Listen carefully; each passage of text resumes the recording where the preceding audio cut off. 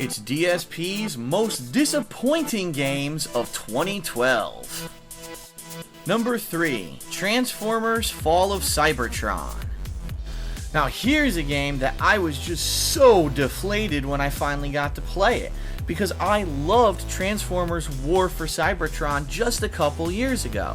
I mean, it was a game that actually took the Transformers seriously. It put them back into the Generation 1 Transformers universe, reliving some of the backstory of what led the Transformers to eventually come to Earth. Here's two rival factions who were arising during this civil war on Cybertron. They're going at it. The graphics were outstanding. The gameplay was cooperative. You could actually play with two of your friends in a drop-in, drop-out setting, and it was a cool, awesome kind of feeling of camaraderie and fun to play through the two campaigns of the game with your friends. So when Fall for Cybertron was announced, I was just so ecstatic, especially because the studio who had made War for Cybertron was kind of forced into making a movie tie-in for Transformers Dark of the Moon, and it really wasn't a very good game. You could tell the game felt rushed, it felt generic, and so everyone was like, well, alright, we're going to forgive them this time,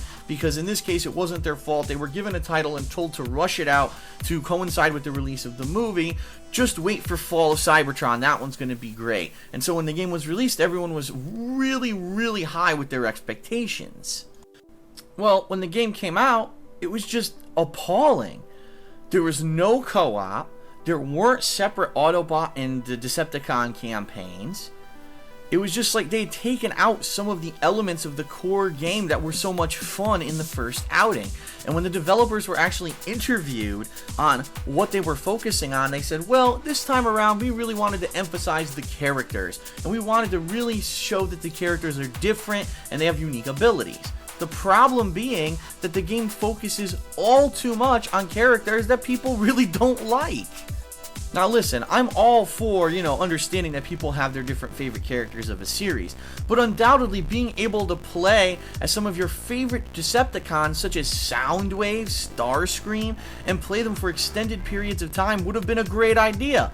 The problem is, the game doesn't do that. The game actually puts you into the control of some of your favorite characters for very short periods of time, and instead has you playing as some really generic people such as Bumblebee and Cliffjumper for hours on end. Why is it that the Cliffjumper stage, where what you're supposed to do is use cloaking to sneak by enemies and really doesn't feel like Transformers at all, ends up being over an hour long, but I only got to play as Soundwave for 5 friggin' minutes? It makes no freaking sense. And I know that I emphasize this heavily in my review of the game, but I just gotta bring it up again. The co-op aspect of Transformers War for Cybertron was a huge selling point. The fact that they decided to take it out of this game was a massive detriment. I mean, do you really think that if you asked the fans, gee, would you like the same fun-ass co-op that was in the first game, or would you like us to focus on other things? What do you think the fans would have said? I mean, it was a really boneheaded design choice. I'm being honest with everyone. This game was too short, and it was boring for me, because the fun parts were the parts where I got to play as some of the characters that you really get to play as much, like Grimlock, like Devastator, like, Soundwave, and I just didn't get to do that long enough. Really annoying.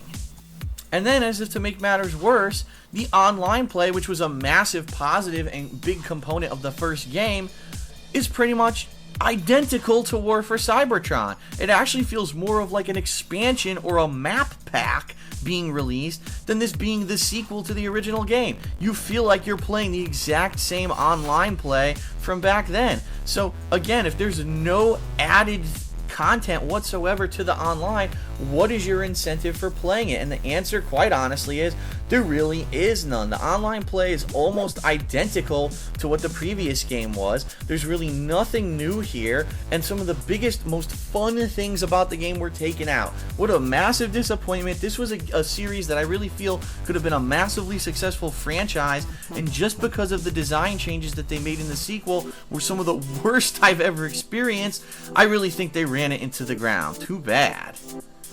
Up next, this game has really divided gamers down the middle. Either you really like it or you really hate it. Unfortunately, I'm in the latter category. Check it out.